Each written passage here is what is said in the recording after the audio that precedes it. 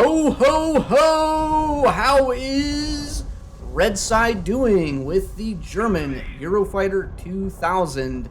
Welcome to Beer Thunder. My name is Squishface, and this is the channel that you tune to watch some guy drunkenly ramble about the state of simulator battles and all of the new planes, the old planes, props, jets, things that are not props or jets, and talk about the video game. Now, talking about the video game, we just had an update come out for Christmas, and we have the Eurofighter 2000. Now, if nobody watched my 45-minute long video about all of the iterations of the Eurofighter flight model on the dev server, basically, more or less, the version of the flight model that we got is the third iteration. It's a little bit different. It pulls a little bit more AOA, a little bit more turn rate. Bleed rate is about the same.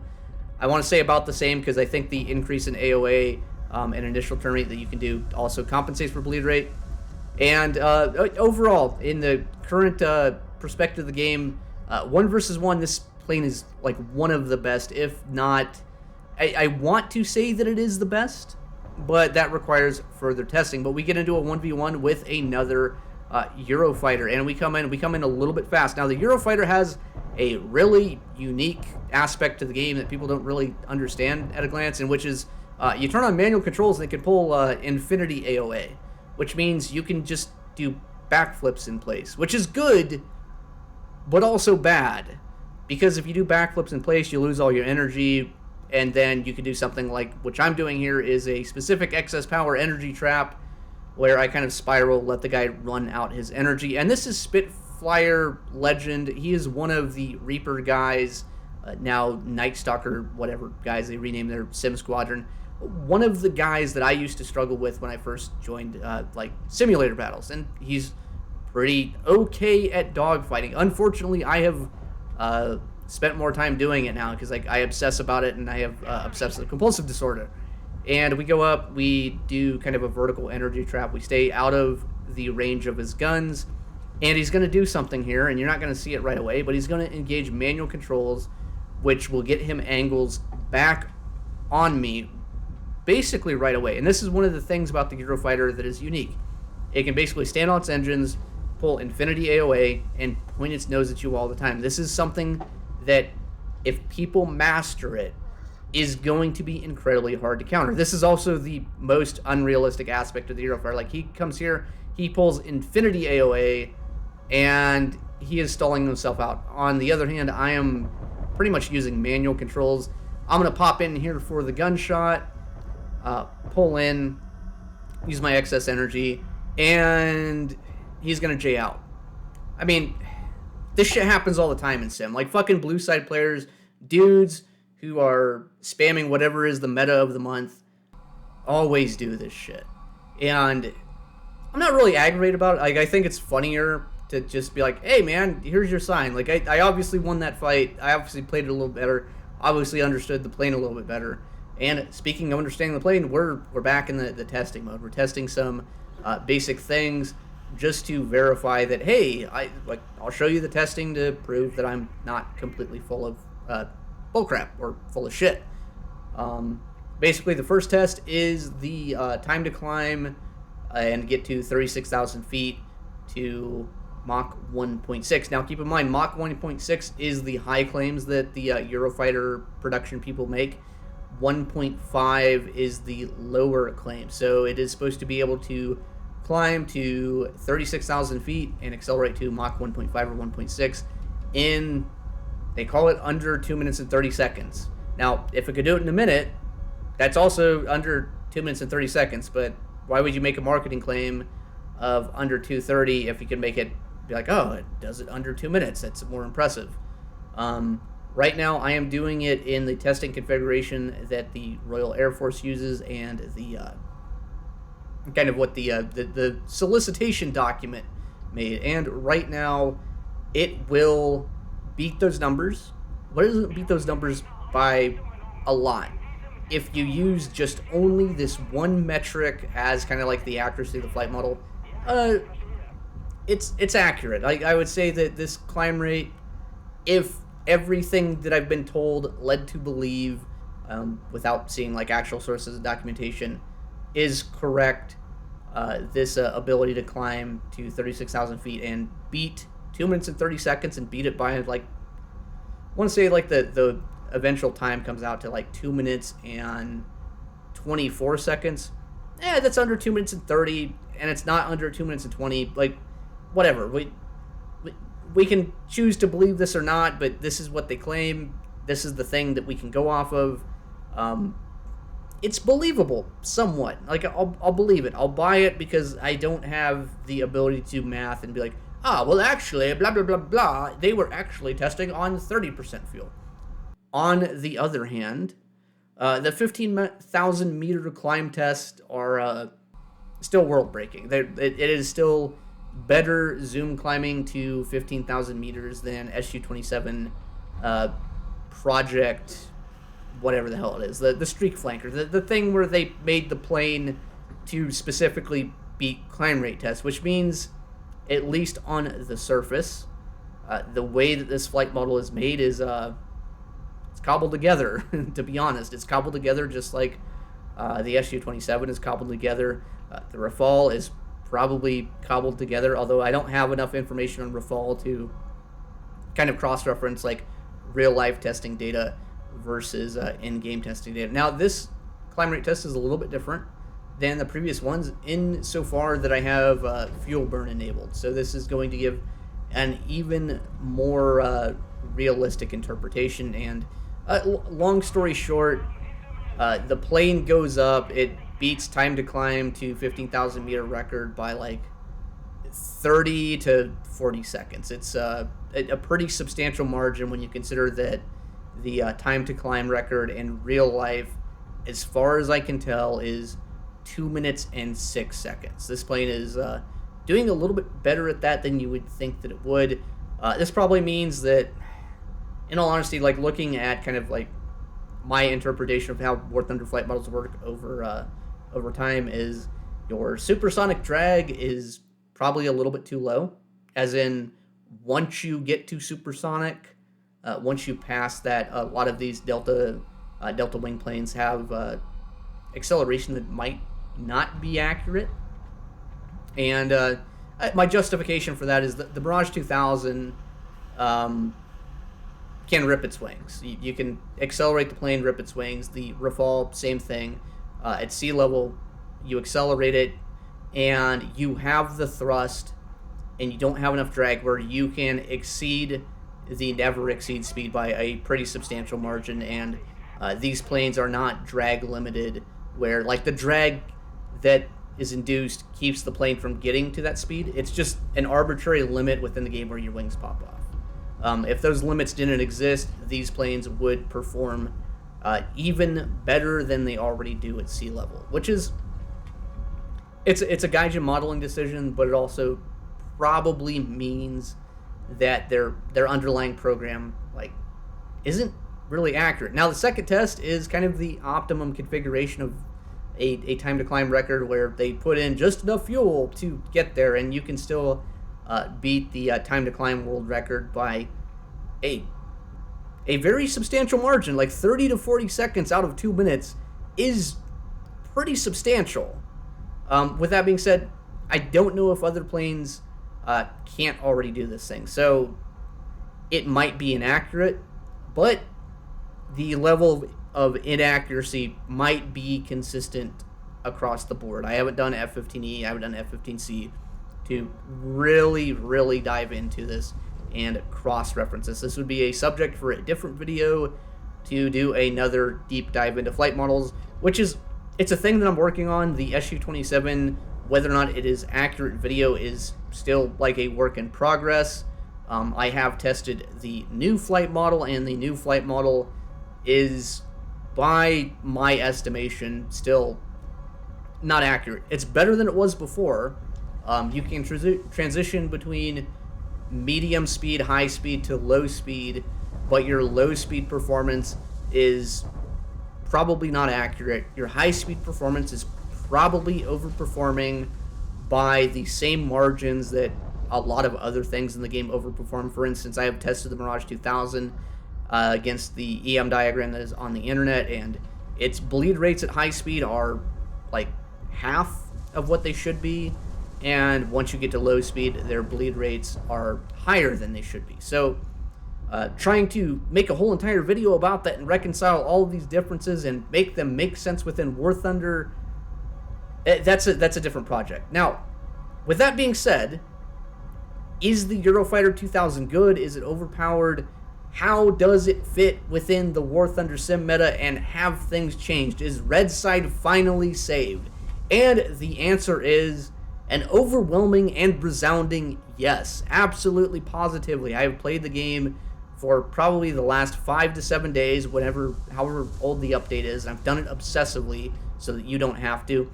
And by and large, the changes to the way the game is played is favoring Red Side now. And it's favoring Red Side in a way that's not completely unbalanced. It just means that Red Side has a plane that is popular enough that can consistently go up to altitude and can consistently contest Amram spamming, which this plane's really good at. This plane is the best Amram spammer in the game now. It's also the best dogfighter in the game now, but I mean, that doesn't really have a lot of relevancy. And compared to something like the Rafale is a little bit better in sim for a lot of people because the radar is better, because that is the one possible shortcoming of the Eurofighter. The radar is not the world's best mechanical radar that is like the Eye of Sauron. The mechanical radar that's on this thing has been implemented in a way that is more or less on par with everything else. It is on par with or slightly inferior to things like the F-16C. It's a little bit better than the Gripen. It does have 3 scan modes, and the way that you kind of work your way around the radar is the wide scan mode is really good for overall situational awareness, like across the map, where you know that you're not close to enemies. The slightly narrower mode that's taller is okay. There's some utility to it. And then the narrow scan mode is kind of how you keep constantly updating your contacts. Now, is this going to change in the future? Yes, I think it is going to. But from what I have seen, I think that the radar change is going to be from a 65 degrees per second scan to a 70 degree per second scan, because everyone repeats whatever they read about the Eurofighter, and everyone that repeats things about the Eurofighter just like, oh yes, this pilot, the company says that the radar is the best mechanical radar that was ever made. Like, look at the power, look at the thing, and they're like, blah, blah, blah, blah, blah. This article says that it's better, but it doesn't say how much better. And that's not something Gaijin's really going off of. And from what I can tell, the radar refresh rate is supposed to be a lot faster, but that doesn't mean that the scan rate is supposed to be a lot faster. So my understanding from everything that I can read on the forums and other sources, because I mean, DCS has made a version of this plane too, is that the way that the radar is supposed to work, it's supposed to have a 70 degree per second scan, but it's also supposed to basically rotate the radar dish to repopulate your TWS contacts and then go back to its scan pattern. So like, it basically does kind of like this thing where it twitches to your contact, pings it really quick, goes back to its scan pattern. So that, like, in theory, say for every instance of your left to right scan, it would go to one of your TWS contacts, update it really quick, and then go back to making the second part of the scan. The other issue with radars is the thing that USSR mains have been coping about since, 6 months ago, a year ago, which is the double scan pattern. The double scan pattern basically means, so with normal radars, with the way that's supposed to work, is it should start at the top of the scan pattern, go all the way down, and then skip back to the top. The way that it works in War Thunder, and you can see this on the radar screen, by the way, where it does the pattern, is it starts at the top, it goes all the way to the bottom, and then it goes from the bottom to the top. So instead of being top to bottom, back to top, it's top to bottom, bottom to top, and this means that your radar refresh rate is kind of compromised, where if you get like a contact that's at your top bar or your bottom bar, and bars is just nerd speak for the top of the pattern and the bottom of the pattern, you'll get a very fast refresh rate, but everything in between will be terrible. Also, if it's at the top of the bar or the bottom of the bar and it picks it up on the second scan, the refresh rate for that target is going to be abysmal dog shit. This is why sometimes it feels like your radar is working, and other times it feels like your radar is a dryer that someone threw a brick into that's trying to kill itself, which is it's a really frustrating mechanic. But thankfully, because now power creep has happened and people are finally like bitching about this en masse, it might get fixed. And if it does get fixed, it's going to make the Eurofighter radar a lot better. It's going to make it a lot more usable. It's also going to make everybody else's radar a lot better and more usable, which is overall probably a good thing, because I think that planes like the SU-27 having a 7 to 14 second refresh rate is terrible.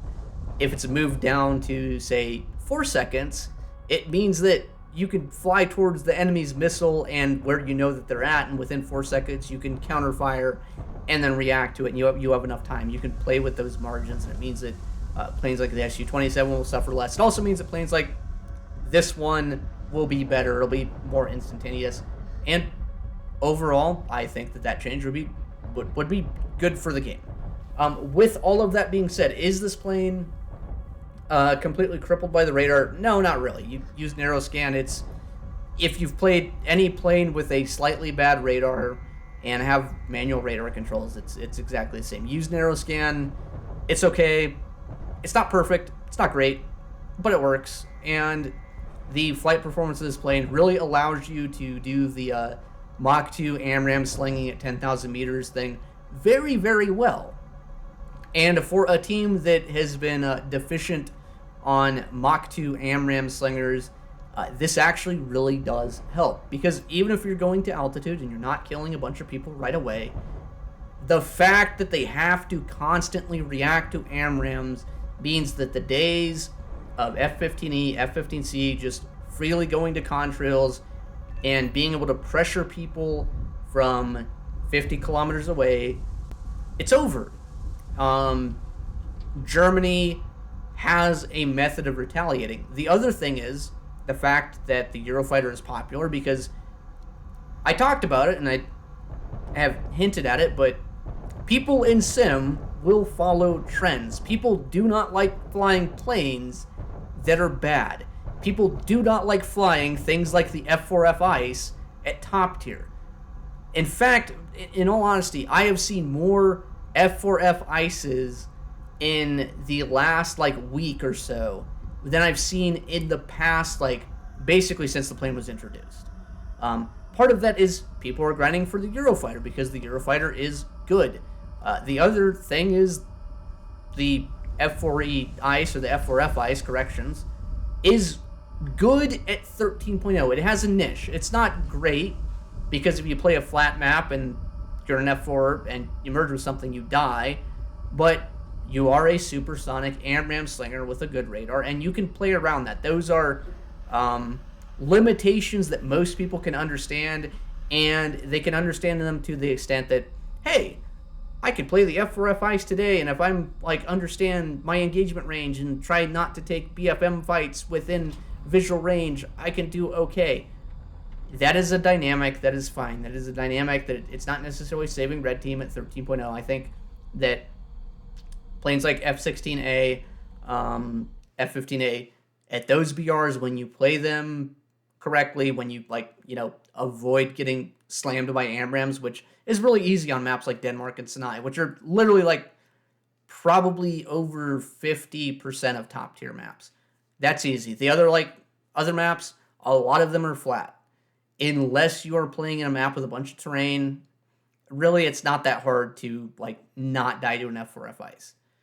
So that plane is better now. The Eurofighter right now is in probably the most balanced spot that it's going to be in, because there's going to be bug reports, the radar will probably get changed, the flight model will probably get changed, and it does have the potential to make things terrible for Blue Side for once. And because it makes things terrible for Blue Side, I honestly don't have a lot of sympathy. My objective perspective is this Eurofighter Rafale might have been too much power creep too soon, but also after arguing constantly with people that have flown more or less nothing but American planes in sim, have only really cherry picked their games. My patience is like ran out. I'm like, good. If Gaijin did nothing and left the planes as is and just made America suffer for a whole entire year where they just had to learn how to be better in inferior planes, I would be satisfied. Is that good for the game? It's good for me, but it's probably not good for the game overall. Now, with all of that being said, is the Eurofighter overpowered? My argument is no, not really. I don't think that it is. I don't think that it changes a lot of the game meta enough where an average player is just going to get a Eurofighter and now he's going 2-1. It is not on the same aspect as kind of like introduction grip, and it's not on the same aspect as introduction F-16C versus MiG-29 SMT. The power gap has transitioned where red side with the Eurofighter is on par with USA for the most part, because you also have Su-27 backing up, and Su-27, although I said the flight model is good, the sensors are kind of unusable for a lot of people. Like in the current state, the sensors of the Su-27 are substantially worse. The flight model is also not the most forgiving thing. At the same time, we have the Rafale, and really right now in Sim, the trend that I am seeing is that Rafale being on your team will determine whether or not your team is going to win. Because Rafale is kind of that wild card. It doesn't mean it's overpowered. It just means that adding France to your side does tip the balance. Because one of the things to keep in mind is that most of your French players, which includes myself, mind you, have been playing Mirage 2000, and we have been playing Mirage 2000 on red side. The PvP player base for France at top tier is fairly experienced. The red side player base, the Su-27 people that actually stuck around for the last like 6 months, are extremely experienced. We know how to notch Amrams. We know how to not die to Amrams, even with the recent changes, because Gaijin did buff active radar missiles by enabling the what's it called? I gotta think. It's the notch gate mechanic or whatever. Basically, your notch gates are smaller. It is harder to notch missiles. But guess what?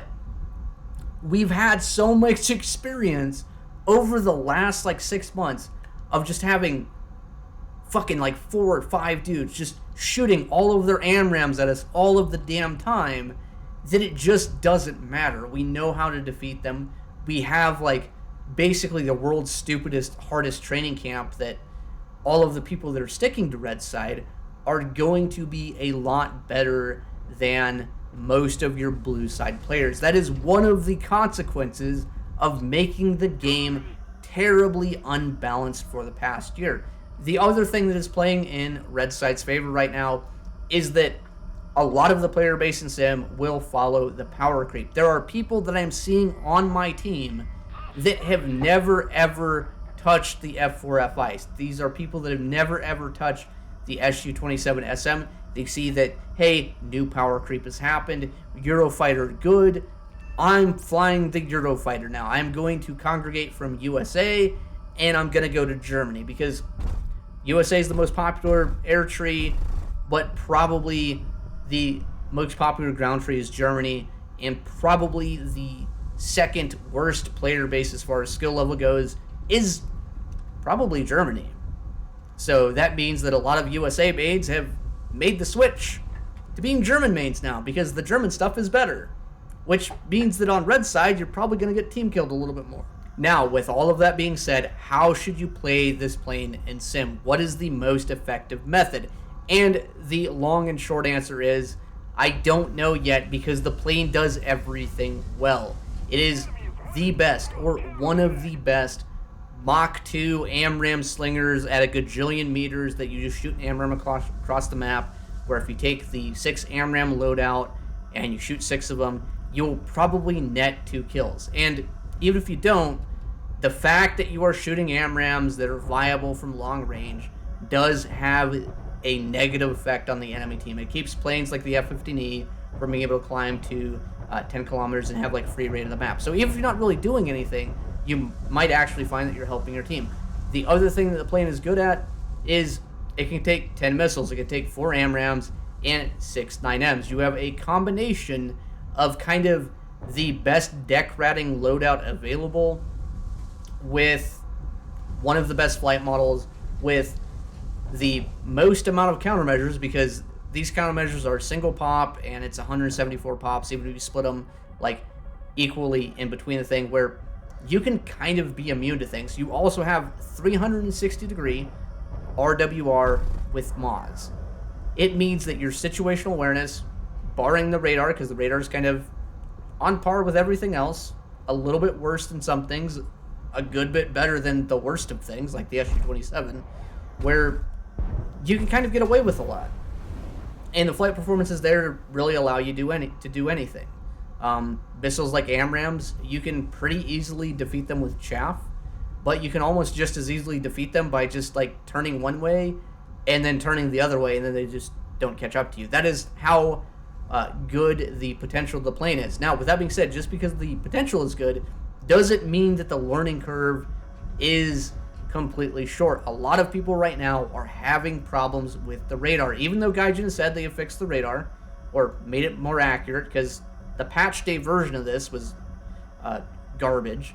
Even the patch day version of this plane didn't have any symbols on the HUD, didn't have any symbols on the HMD, which, speaking of the HMD, just as a sidetrack, the HMD is like pretty nice. The HMD, if you have radar contacts, will populate friendly and enemy radar contacts. Friendlies are circles, enemies are sideways squares, which is in English is a diamond. It's good if the radar gets better, if they add the IFF HMD effect, which I think they probably will, because things like the Jahamics, the Gripen, and other planes will probably get the same thing, because it is a thing IRL. I just think that it hasn't been implemented yet. Same thing with like the Rafale thing. Like a lot of people are like, the Rafale's HMD is so much better because it has IFF. They copy pasted the A10C HMD, the Scorpion HMD, and it will probably at some point be replaced with the one that the current version of the Rafale had. Even though the current version of the Rafale also did get Scorpion at some point, but that's like a later iteration, and it's a whole mess, because these old modern fighters are an amalgamation of different versions made to kind of sort of fit the game. But right now, overall, Eurofighter, very strong, has one of the highest potentials in the game as far as air-to-air loadouts, as far as air-to-air combat. Also, because of the radar, not necessarily the most intuitive to use. Now, if you want to be intuitive, what I recommend is you use your narrow scan pattern for segregating enemies and being able to kill them. The wide pattern is fine for long ranges. It's fine for getting general situational awareness when you're not pressured. But the way that I use this radar right now is the same way I use the Gripen radar, the same way I use the F-15 radar, the same way I use the F-16 radar, because all of these radars, yeah, cool, they're different. They're basically the same thing, though. In practice, the way that they work is very, very similar. Their limitations are very, very similar. And even though the Eurofighter radar is not the Eye of Sauron that we all wanted and hoped and prayed for and hoped that Blue Side would suffer, honestly, it's been a week since the update came out, and Blue Side is already suffering.